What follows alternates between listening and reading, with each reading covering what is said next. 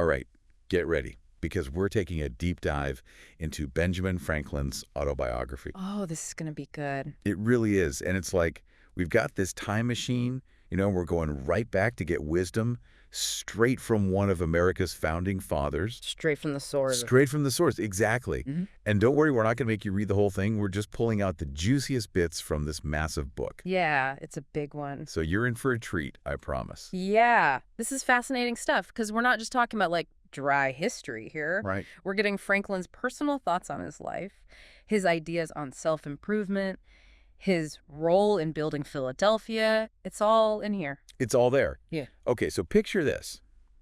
Young Ben Franklin, growing up in a house full of siblings. Oh, wow. 13 of them, all at the dinner table. Can you imagine? I can't even imagine. And even though his formal schooling was cut short, he was getting a real education right there at home. Yeah, because his dad, Josiah, he loved having these lively debates at the dinner table. He called it ingenious discourse. I love that. It wasn't just about the food, it was about these thought-provoking conversations. So their dinner table was like a prototype for the Junto, like decades before the actual Junto even started. Exactly. It's like a pre-Gento brainstorming session. Exactly. And, Franklin even says that this upbringing made him kind of indifferent to food itself. It's like a funny little detail, but probably helped him a lot in his travels later on. Oh, yeah. Never a picky eater. Just imagine, never a picky eater, always up for the next adventure. Yeah, he was too busy changing the world to worry about what was on his plate. That's a great point. Oh. But speaking of family, there's that touching story about the marble he put on his parents' grave. Oh, yeah. The inscription he wrote, it not only shows his parents' values, like hard work and faith, but it also hints at his own gift for writing. Oh, absolutely. Even as a kid, he had a way with words. Oh, yeah, he knew what he was doing. It's like a sneak peek into the genius we're going to uncover. Right. But let's talk about his endless thirst for knowledge. This autobiography is packed with stories about his self-education and his drive to learn. Yeah, and it starts early with his writing. He starts contributing to his brother James's newspaper, the New England Courant. Right. And he even gets into this heated debate with a friend, John Collins, about the importance of educating women. Wow. Back then, advocating for women's education. That's pretty forward thinking. Way ahead of his time. And then there's that time he basically taught himself math because he felt embarrassed about not knowing enough. I mean, talk about taking charge of your learning. Absolutely. And then there's that story about him reading Tryon's book on vegetarianism, a far cry from the fish-loving Franklin we see later on, right? Yeah. But it just shows how willing he was to explore new ideas, always evolving his thinking. Right. Okay, but that roast pig anecdote, come on, that's classic Franklin. Oh, I love that story. He's trying out this whole vegetarian thing, but he just can't resist the smell of that roast pig. The temptation. Oh, the temptation. We've all been there, right? Giving into temptation. Oh, absolutely. But it's not just about him being a foodie, Yeah. It's that practicality that you see throughout his whole life. He was always testing things out in the real world. Like, we might try a new productivity hack today, right? Yeah. It's not about being perfect. It's about finding what works. Yeah, I love that. It's like we should all be A/B testing our morals like Franklin did. Exactly. But things get really interesting when he stumbles upon this Socratic method. It's like a light bulb goes off, and he even connects it to his own doubts about religion at the time. He sees it as the safest way to explore ideas and even win an argument. Mm-hmm. And he even says how this method changed how he talked to people, avoiding absolute words like certainly or undoubtedly, a masterclass in persuasion way before all those marketing gurus came along. Oh, absolutely. Can you imagine having Franklin as your public speaking coach? That would be amazing. Oh, man. But enough about the bookworm stuff. Let's talk adventure. Because his journey to Philadelphia, well, it was anything but smooth sailing. Right. So picture this. Young Franklin gets to Philadelphia with dirty clothes, rolls of bread under his arms, and guess what? He falls asleep in a Quaker meeting house. Oh, no. What an introduction. What a way to make a first impression. I know. It's like something straight out of a movie. No. And then there's his errata, as he calls it, his complicated relationship with Miss Reed. It just shows that even someone as seemingly perfect as Franklin, he made mistakes, he had regrets. It's kind of comforting to know that even he had his relationship dramas. Yeah. It makes him seem more human, more relatable. And then, of course, there's the whole Governor Keith debacle. What a lesson in trusting the wrong people, especially those in power. Oh, yeah. It highlights those power dynamics that are always at play in society. For sure. Franklin, young and ambitious, gets taken advantage of. It's a tough lesson, but one that shaped how he dealt with powerful people later on. Absolutely. And speaking of tough lessons, there's that story about his changing views on vegetarianism while they're stuck at sea off Block Island. Uh-huh. He's trying to justify eating fish with that whole, well, fish eat each other argument. Right, right. Have you ever found yourself justifying something that goes against your own beliefs? Oh, all the time. I think we all have. It's that relatable human side of him that makes this story so funny. We always try to find creative ways to justify what we want, right? Absolutely. But let's head back to Philadelphia, where Franklin's career really takes off and he starts making a name for himself. This is where he transforms from this wandering journeyman to a successful printer, an entrepreneur, and, soon to be a civic leader. And of course, we can't forget the founding of the Junto. Oh, the jet. It's like the ultimate book club meets secret society. Right. But it was way more than just hanging out, It was about growing intellectually, about using their combined knowledge to better themselves and their community. A real think tank long before they even had that word. It's like they were masters of networking without even realizing it. Yeah. And the Junto's impact was huge. Franklin says it shaped how he approached getting people involved in the community. He learned that to get people excited about projects like the library, you had to downplay your own role. It wasn't about me, it was about us. That's a leadership lesson that's still true today. Right. But let's not forget Franklin's knack for, well, let's call it creative persuasion. Oh, absolutely. The story about the fire company and his whole fire engine idea is a perfect example. He uses humor and strategic thinking to basically trick people into supporting a good cause. And it worked. Sometimes a little cunning can be used for the greater good, right? But I think what's even more amazing is how Franklin's influence went beyond just starting these organizations. He actually helped shape the entire culture of Philadelphia. You're right. His efforts to get those streets paved, his focus on practicality and those little advantages, it all helped make Philadelphia a better, more efficient city. He even had ideas about a street sweeping system. He was always thinking ahead, always trying to improve things. Always. So we've covered a lot, from his childhood to his arrival in Philadelphia and his early days as an entrepreneur and civic leader. What stood out to you so far? Anything surprise you about Franklin? What really strikes me is his constant drive to better himself. Right. He wasn't content with just being a successful printer. Yeah. He wanted to be a better writer, a more virtuous person, a more effective leader. And it's this constant push for growth that makes him so interesting. Absolutely. And we can't forget his sense of humor and his ability to make even boring topics sound engaging. That's something we could all learn from, right? Oh, absolutely. It makes you wonder how we can be more like Franklin, using storytelling and wit to make our own ideas more impactful, more memorable. It's something to think about, right? As we continue exploring his incredible life. It is. Yeah. It is. And that leads us to one of the most well-known parts of Franklin's autobiography, his quest for moral perfection. Oh, yeah, this is a big one. It was, as he put it, a bold and arduous project. It really was. Yeah. This is where we see Franklin the scientist, right? Yes. But this time, he's experimenting on himself. Exactly. He makes this incredibly detailed list of 13 virtues that he wants to master. Temperance, silence, order, resolution, frugality, industry, sincerity, justice, moderation, cleanliness, tranquility, chastity, and humility. Wow. Could you imagine trying to keep track of all of those? That's a lot. And he didn't just list them. He actually created this whole system, a methodical way to tackle them one by one. He was very organized. Oh, so organized. He even kept a chart to monitor his progress, like a true data-driven self-improvement guru. I love that. But it's hilarious, right? He admits that he struggled the most with order. Oh, really? Even Benjamin Franklin, Mr. Organization himself, had his weaknesses. We're all human.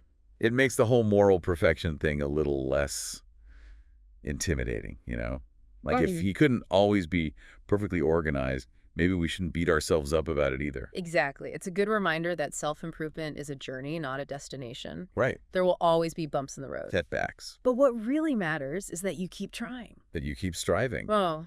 And then there's his idea for the art of virtue. Oh, yes. It's like he wanted to write a practical guide to actually living a virtuous life, not just a book full of abstract moralizing. He understood that people need more than just lofty ideals. They need actionable advice.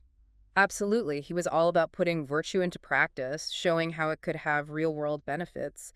He even argued that virtuous actions were good in themselves, regardless of religious beliefs, Wow. which was a pretty radical idea at the time. It really was. It speaks to his pragmatism. He wasn't relying on some divine reward. He was highlighting the real, tangible advantages of living a principled life. And that practicality, it shines through in his approach to civic engagement. He wasn't content with just talking about a better society. He was out there rolling up his sleeves and making things happen. He was a man of action. He was. We see it with the library, the hospital, the fire company, even his efforts to get those streets paved. Franklin got it. Progress wasn't about these grand gestures. It was about tackling problems one step at a time. It's better time, that's right. And sometimes those steps involved a little clever maneuvering. Like that story about how he got funding for the hospital. He put in this clause that basically forced the assembly to give public funding for the project. Oh, wow. Talk about a power move. It was brilliant, though. He knew how to appeal to people's self-interest while also working towards the common good. He did. And let's not forget his ingenious approach to paving the streets. He started by paving just a small section in front of the Jersey Market, knowing that once people saw how convenient it was, they'd want more. That's smart. Right. It's like a masterclass in incremental change. Show people the benefits on a small scale, and they'll come around to the bigger picture. Have you ever used that strategy? Maybe to convince someone of an idea or get a project going? Oh, all the time. It's a powerful approach. It is. And then there's that story about him pitching a street sweeping system to Dr. Fothergill. Classic Franklin. Noticing a seemingly mundane problem and then coming up with a detailed solution. That's right. But he didn't just stop at the idea. He actually timed a woman sweeping the street to collect data and back up his argument for efficiency. The scientific method, even for street cleaning. He was always thinking like a scientist. He was. And it shows the importance of having evidence to support your ideas. Whether it's in our writing, our work, or even our personal lives, having concrete examples makes a huge difference. Couldn't agree more. So we've seen Franklin as a young man, an entrepreneur, a civic leader, and this constant self-improver. But as we get to the later part of his autobiography, we see him on a much bigger stage. Yes, that's right. The excerpts we have don't go deep into the specifics of his later career, but we do get glimpses of his diplomatic work in England, his role in the American Revolution, and his efforts to get support for the brand new nation. Even though we're just scratching the surface of his later achievements, it's clear that his commitment to public service and his belief in working together continue to drive him. It's remarkable how much he accomplished. What a legacy, right? It really is. And not just through his own intelligence and creativity, but through his ability to get others involved and inspire them to work towards a common goal. He was a true visionary, ahead of his time in so many ways. But before we wrap things up, let's dive into some specific anecdotes from these later years. Oh, yeah, let's do it. We've got stories of military mishaps, political maneuvering, and even a few tales that show his, shall we say, mischievous sense of humor. I love it. Oh, I'm intrigued now. Let's see what kind of trouble Franklin gets himself into as we finish this deep dive into his extraordinary life.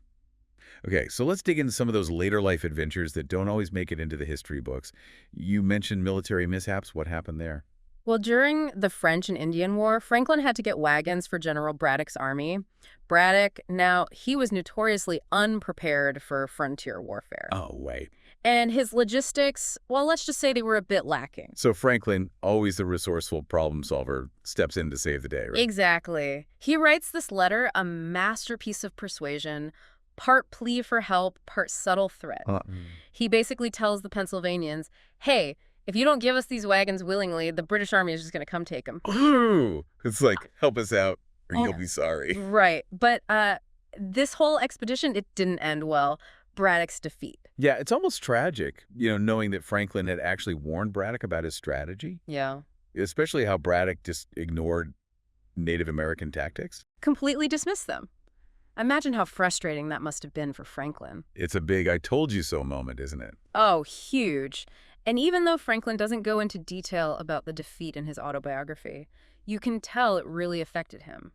It showed him just how important it is to adapt to different situations, to respect the people who understand the lay of the land. It's a lesson that goes way beyond military strategy, don't you think? Oh, absolutely. It applies to so many things in life. But let's switch gears to that fire engine scheme you mentioned earlier. I'm still curious about that. Ah, yes. This is Franklin at his most clever. He was really passionate about public safety, especially the Philadelphia Fire Company he helped start, Right, right. but they were having trouble raising money for a new fire engine. And the Quakers, right. Hmm. They were a pretty powerful group in the city. Very influential. They didn't like the idea of using a lottery to raise funds. Nope, they saw it as gambling. A big no-no. So how did Franklin get around that? Well, he came up with this plan. If the lottery didn't work, they'd use the money to buy a great gun instead. Great gun. What's so great about a gun, especially for firefighters? That's the brilliant part. You see, great gun could mean a cannon, something the Quakers, being pacifists, would definitely be against. But it could also be a sneaky way of saying fire engine. So he was playing with words, Yeah. using a double meaning to outsmart them. Exactly. It's genius, right? And the best part is, either way, the city wins. Either they get a new fire engine or a cannon for defense. Which, as Franklin pointed out, could also be seen as a type of fire engine. Right? That's hilarious. He was always thinking ahead of everyone else. Always. But you also mentioned something about his sense of humor, his pranks. What did he do? Well, he was a bit mischievous, loved a good prank, even in his later years. There's this story about him in London dealing with all that British bureaucracy. Ugh, bureaucracy. Yeah. A tale as old as time. Getting official documents processed was a nightmare. So Franklin, being Franklin, decides to have a little fun. Uh-oh. What'd he do? He took some official seals, meant for these important documents, and used them to seal some gooseberry tarts he was sending to a friend. He sealed gooseberry tarts with government seals. Was he trying to get in trouble? Oh, no, not at all. Just a harmless prank, a way to poke fun at the absurdity of it all. But it shows that rebellious side of him, that willingness to challenge authority, even if it was through baked goods. That's amazing. Pranks aside, though, Franklin was also really dedicated to education. Oh, absolutely. What about his efforts to start an academy in Philadelphia? This was a huge project for him. He believed that education was the key to a strong society. And he saw a need for an institution that taught practical skills as well as intellectual development. Something different from what those traditional colonial colleges were offering. Exactly. He wanted an academy with courses in science, commerce, modern languages, things that would actually prepare students for life in America. A much more hands-on approach to learning. Precisely. And, of course, Franklin was super organized in his planning. He wrote these detailed proposals, got support from important people, and even downplayed his own role to make it seem like everyone's project. The original community organizer. It's incredible what he accomplished. But we can't forget that his later years were also full of political turmoil. He was right in the middle of all those growing tensions between the colonies and Britain. A pivotal moment in history. It was a time of intense debate and change. And Franklin found himself disagreeing more and more with the British government as he fought for the rights of the colonies. His writings had a huge impact on public opinion. It's too bad we don't have more excerpts from this time period. I agree. It would be fascinating to hear his firsthand account of the events leading up to the revolution. Oh, definitely. But even in these brief glimpses, we see his unwavering belief in reason, in dialogue, in the power of persuasion. He never gave up on finding a peaceful solution, even when things were getting really intense. Yeah. Well, that brings us to the end of our deep dive into Benjamin Franklin's autobiography. What a journey it's been. From his simple beginnings to his role in building a nation, Franklin's story is amazing. It really shows the power of curiosity, hard work, and making the world a better place. His autobiography is so much more than just a history lesson. It's a guide to self-improvement, a celebration of ingenuity. It reminds us that even when we're facing huge challenges, a little humor and a bit of cleverness can go a long way. It really can. So what does all this mean for you? What lessons from Franklin's life stick with you? Which of his many qualities inspire you? And most importantly, how can we all use our own neural narratives to teach, to entertain, to shed light on things, just like Franklin did? Something to think about as we say goodbye to one of the most fascinating figures in American history. Remember, as Franklin might say, lost time is never found again. So let's make the most of our time to learn, to create, to leave our own mark on the world. Well said. Until next time, keep those neural narratives flowing.